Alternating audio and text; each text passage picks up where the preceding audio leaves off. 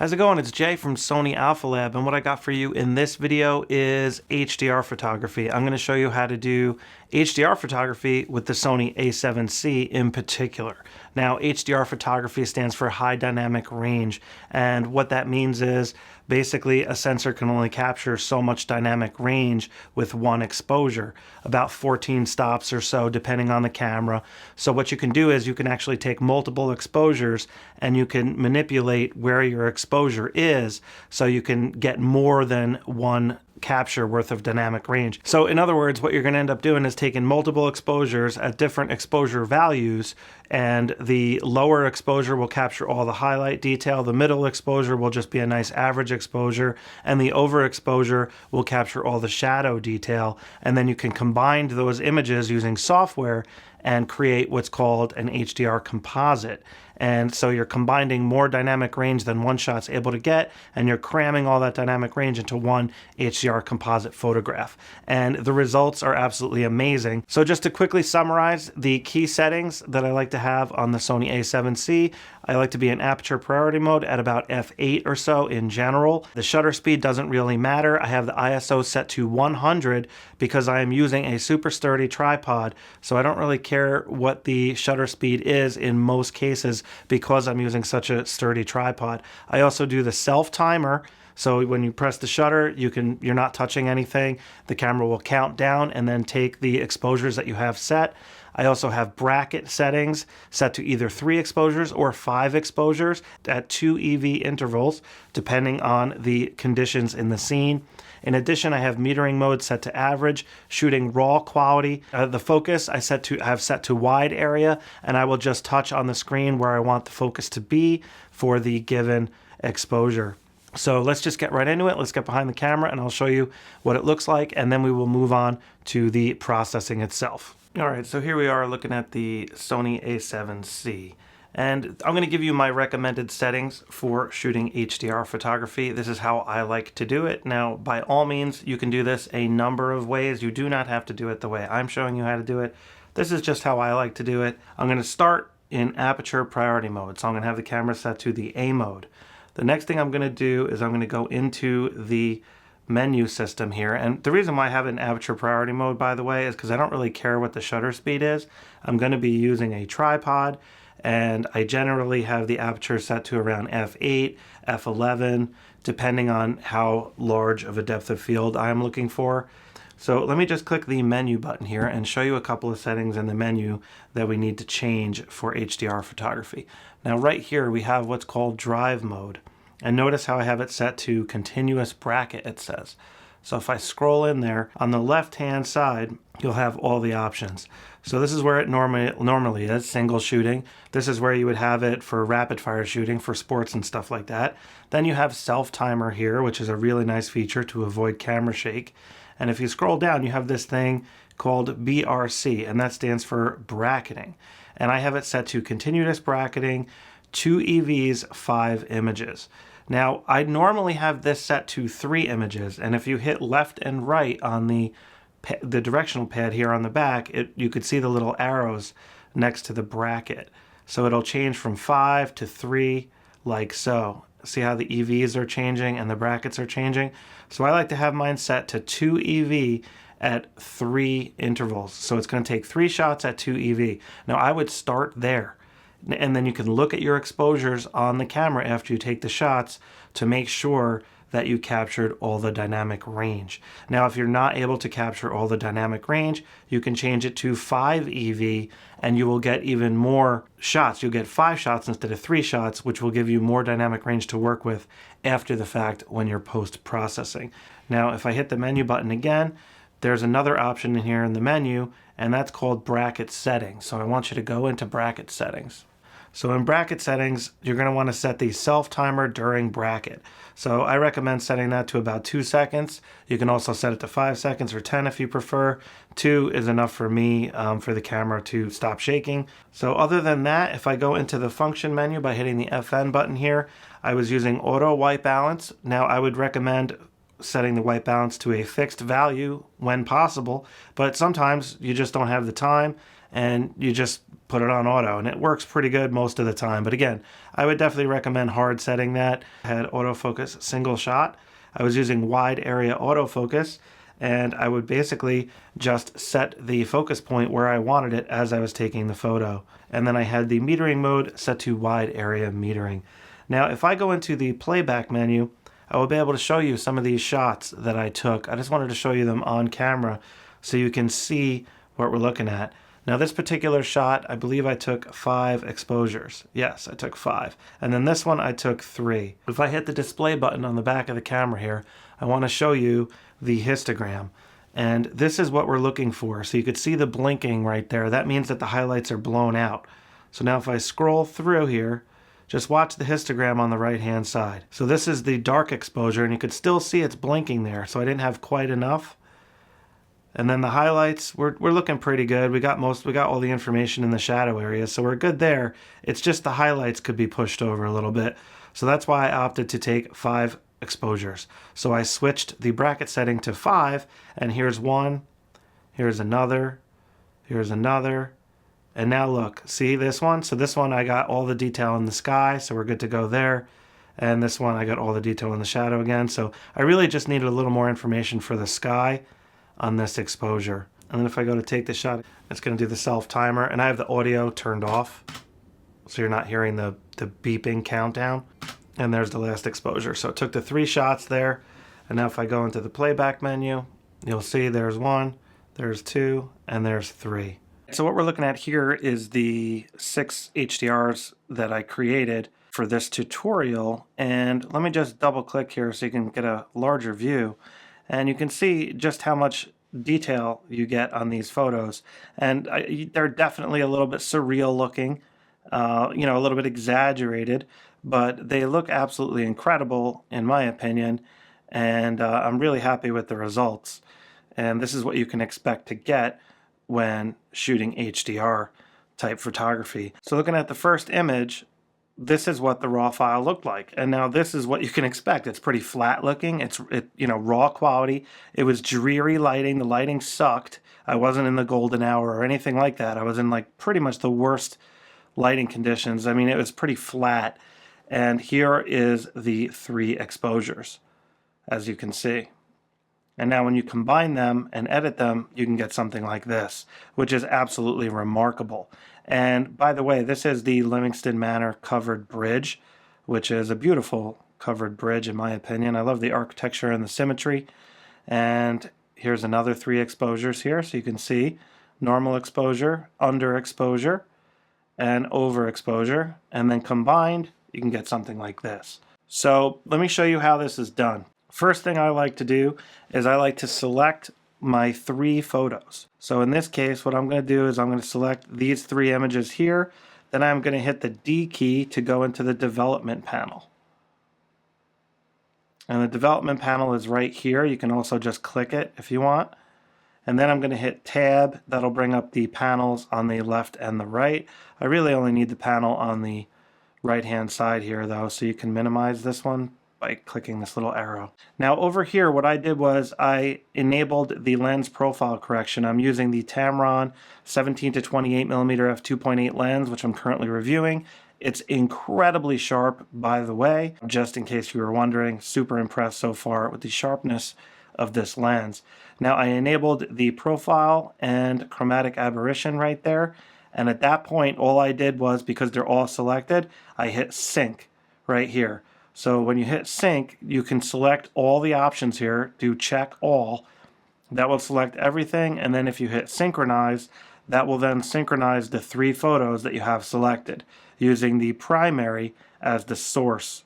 So what I did was, the primary image here is selected on the bottom left.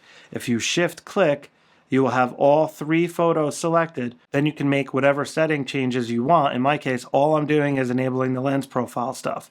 Then I'm syncing it. Now what I'm going to do is I'm going to right click on any of the 3 images that are currently selected, and I'm going to go to Export, and then I'm going to go to HDR Effects Pro 2. So just click that, and that will then launch the 3 raw files, and it'll bring them into HDR Effects Pro 2. All right, so the first screen you are presented with is this. Basically, it's an alignment merge screen is what I like to call it. And you have alignment here checked. You do not have to have it checked, but I highly recommend having it checked. Ghost reduction, this one is subjective. In this case, I do want it selected because there was a truck right here in the scene. If you click this little magnifying glass, you could then move the object around, and the truck there was moving. So I'm going to select ghost reduction, and then you can just select which exposure you want to use for your reference. And in this case, I'm going to use the center image. And then you can also play with the chromatic aberration here. If you click this little tab, you could zoom to the high contrast areas like up here on the trees, and you can check your chromatic aberrations. And right here, the setting looks pretty good. I just adjusted it a little bit. I don't really see much at all though. If I uncheck it, you can see there's pretty much not much there anyway. So I'm actually going to leave it unchecked. And now all you do is hit Create HDR. It's then going to go through and blend the exposures, apply the ghost reduction, and so forth. And that'll bring you into the main library. And so this is what you're presented with when you open up HDR Effects Pro. And if you go here, you have a preset library on the top. And you have all sorts of presets. You got landscapes, architecture, you name it. Recently used. This is what I recently used. So what you can do is you can go in here and you can create, if I go to landscape, for example, and I choose vignetted, like for example, this looks pretty good. So what I can do here is I could select this one, and then I can make changes that I like, and then I could save it as a preset. Down here, if you see, you have custom. You can add a custom preset, you can import, and so forth. So if I go down here to favorites, I have a couple here that I like to use most often, Deep and Deep 2. And they look fairly realistic, but surreal enough that it's a great starting point. And then if I go down here into, now if I go down here to custom, I have a couple of custom options here that I've used in the past. And you can just click on the different options. Like so. So you can see this is highly versatile, but what I'm going to do is I'm just going to go into all, and then I'm going to scroll down, click on a few to find the one that I like best. And like I said, I like to use Deep, works pretty good. Deep 2 is a little less surreal. Then we have a bright option here, which is pretty nice. The sky's a little too bright though. Then you have structured, all sorts of options. Soft color. So I'm just going to go up here and I'm going to select Deep 1. And then when I scroll over here, you could now manipulate the settings. So if I back off HDR method and just put it to normal, it'll back it off a little bit. You can adjust the details to what you see fit. And then you can adjust the temperature and so forth. You can also add finishing touches like vignette if you like. And like I said, that looks pretty good right out of the gate, I would say. You can lower the tonal compression a little bit. Highlights, you can back the highlights down just a touch to make sure nothing's blowing out in the sky. Shadows, I could bring the shadow detail up a little bit to get a little more information inside the bridge, something like that. And then I'm just going to click Save. When you got it where you want, you can just click Save, and that'll import the image back into Lightroom. And by default, it's going to go to the folder that you have the photos saved in. It's not going to go to a collection. If you have it in a collection, it's going to go to a folder. So if I uncheck this star rating here, go back to library mode, and I could hit the G key to go to grid view. You can see right here, here is the new photo. So it says HDR1, and here is the other one that I already edited. So if you look at both of these, the one on the left is the one I fully edited. The one on the right, this guy, is the one that just came out of HDR Effects Pro. Click on this one photo here, and now what I'm going to do is I'm going to right click on it and I'm going to go to Edit In.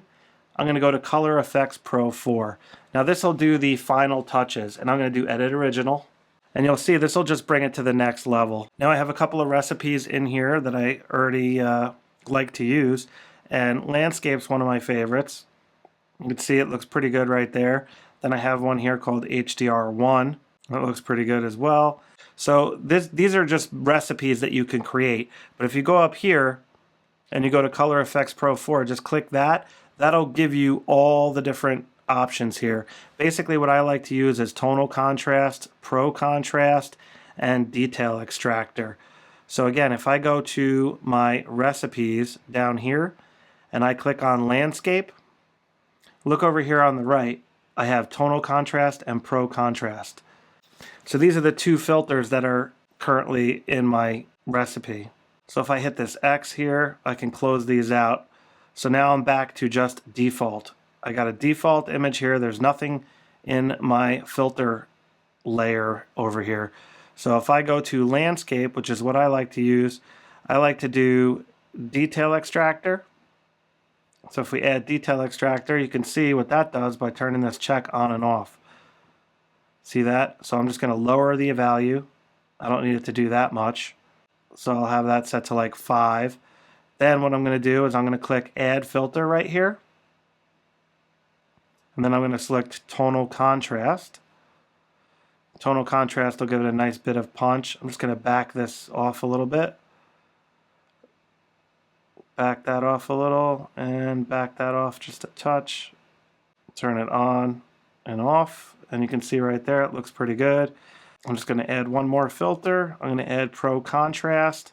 So I'm going to drag up the correct contrast slider. Dynamic contrast a little bit. And then color cast, you can play with that and see if it does anything for you. Sometimes that might help your image in one way or another. Something right about there. And then I'm just going to click save. So basically you use the options on the left, all the different presets, you add them to the right by clicking the add filter, and you can stack the filters and get all sorts of different looks to your images. Very, very powerful. And then once you create a stack of filters, you can create a recipe for next time. And now here you can see the edited version. So now if we A and B the two photos, you can't really see much of a difference other than the crop, but you can see they look very similar now. So that is basically the process, guys. You just select your exposures, you open them up in HDR Effects Pro, you combine them using HDR Effects Pro. The image will then auto import when you save it back into your Lightroom folder. You could then select the HDR composite, bring it into Color Effects Pro, add the final touches, save it again, and that will yield you results like this. As you can see here, this one I was actually using a little bit less depth of field. So let me go back to here so you can see all of them. Now check out this image here. So I had this set to f10 ISO 100 17 millimeter. So I was going for a maximum wide angle effect here. And you can see it took all different exposures. But notice how the shutter speed is changing. 1.6 seconds, 0.4 seconds, 6 seconds, 1/10 of a second, and then 25 seconds was this last exposure, which is just insane. And then here is the final result. And so what I did was I selected all 5 of these photos. I made this first photo the primary, so you can select which photo you want as the primary. And then if you go into the development panel by hitting the D key or selecting the development panel here, I then enabled the profile correction and removed chromatic aberration, so I enabled both of those. Then what I did was I hit the sync key, I checked everything, and I synchronized these 5 photos. Once the 5 photos were synchronized, I then right-clicked on one of them, went to export, and exported in HDR Effects Pro 2. And at that point, I went through the process, created the HDR composite, then I reopened this in Color Effects Pro to give the final touches. And that is basically how it works. So the links for the software will be linked below. I really hope you guys understand the editing process here. So let me just show you one more. So let me go, I'll select these 3 here, like so, and I'm just going to show you how I did these real quick. So you can see here, I already have the profile correction enabled and chromatic aberration is checked and so forth. So these 2 are checked. I already sunk them, but I'll do it again. Sync, synchronize all. Then I'm going to right click and I'm going to go to export, HDR Effects Pro 2. And you can see here, this is the final result.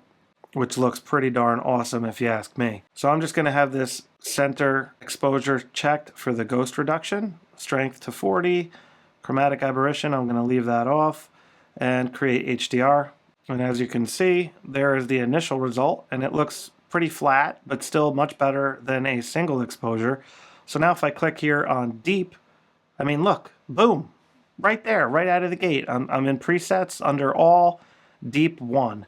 And that looks absolutely terrific in my opinion. Deep 2 is a slightly less surreal version. It's a little bit more believable, I guess, but I actually like the Deep 1 better. So I'm going to select Deep 1. You could then go in here and manipulate the settings as you see fit, but I actually just like it as it is default. But by all means, you can go in here and manipulate these settings. You can turn vignette on and do all sorts of stuff like that. Change the color temperature. If it's looking too warm, too cool, you can adjust that here. Just hit the reset button to put it back. Just drag that saturation back up. Right about there. So that looks pretty good. I'm just going to click save. And you can see how easy this process is. Once you do it a few times, you just go in and you kind of already know what settings will work and so forth. So this is the fully edited one. So let me scroll over to the right to show you the one I just did. Now here's the one I just did. So you can see the difference. It still looks good, but not near as good as the fully edited. So you can see on the left how much more detail is in the sky and the water. That's because I brought it into Color Effects Pro, and that makes a big difference. So let me open this up here, this one on the right, to Color Effects Pro. I'll just click on this one image here, right click, edit in, Color Effects Pro 4, and I'm going to edit the original. So like I was saying, I like to add the detail extractor, then I'm going to add a filter, I'm going to add the tonal contrast, and you can see that tonal contrast is really what brings out that detail in the clouds and the water. See the difference? I'm going to back it off a little bit. I don't need to go that far. If you go too far, you'll see like a halo here on the top of the bridge, and you really don't want that. It doesn't look very good when you go too far. You might have heard the term like overcooked. You overcook the photo a little bit, something like that. I'm going to add another filter, and I'm going to add Pro Contrast, and I'll just do a correct contrast to just jack it up a little bit, like so, and that looks pretty darn good. So I have the detail extractor, tonal contrast, Pro Contrast, and I'm pretty happy with that. So I'm just going to click save, and as you can see, now it has that punch in the clouds. It looks a little bit better than it did before. So let me show you the other one so you can see the difference. So you can see I still went a little bit further on the one on the right, which is the one I just edited. You can see the saturation is a little bit higher, but overall looking pretty good. There's actually also a little bit of dust in the clouds that I cleaned up on this image. That's another thing that happens with HDR photography because you're combining multiple exposures. If there is dust in the sky on one exposure, well, there's going to be dust on all three, and it's going to combine, and you will see it more prominently on the HDR. As you can see right here, see that dust right there, and there's another one here.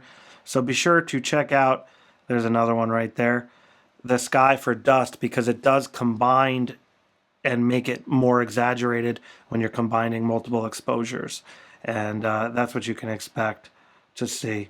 So again, at the end of the day, I think this looks pretty good. And you can see on this particular shot, I did change the f-stop to f2.8 to get this background out of focus area because there was this cool foreground subject, whatever it was. It was some kind of old iron. I'm not exactly sure what it was, but it looked pretty cool. And let me just show you this sign here. I just wanted to show you how incredibly sharp this lens is and just the detail you can get when shooting in HDR like so. So that is pretty much it. And here's just another landscape shot looking upstream, which I was really happy with. All right, guys, let's wrap up this tutorial here. All right, guys, so that about wraps it up for this HDR photography tutorial using the Sony A7C. I really hope you got what you were looking for. Please let me know what you think in the comments below. If you have any questions, please let me know. If you have any tips or tricks that I might have left out, please let me know about that as well. One quick pro tip I wanted to give you: if you're trying to take HDRs and there are moving subjects in the scene, what you can do is set your ISO a little bit higher so your shutter speed is really high, and then when it takes the multiple photos, it'll take them pretty fast, and you could then merge those photos. Even if the subjects are moving slightly, you can get away with doing that, but you do have to use faster shutter speeds for all your individual captures, so you're gonna have to jack up the ISO to do that. That's a more advanced feature. Like I said, I don't really use it that often, but it is a cool feature if you do need to freeze moving subjects. Another option is to use an ND filter if you want to slow down the shutter. So with moving water, for example, you can use an ND filter. You can slow the shutter way down and still take HDR, but all 3 exposures will have a slower shutter speed, giving you that motion blur in the water, which can yield you some amazing effects like you see here. All right, guys, that is pretty much it. Please be sure to hit that subscribe button. Be sure to hit that notification bell and give me a thumbs up if you feel like this video helped you out. And also be sure to check out all the other Sony A7C tutorials that I created. In addition to that, below the video in the description area, you will find links to all the recommended Sony A7C accessories and also the software I was using for this particular tutorial. There'll be links to that as well. So, all right, I will catch up with you next time. I hope you guys have a great day. Take care.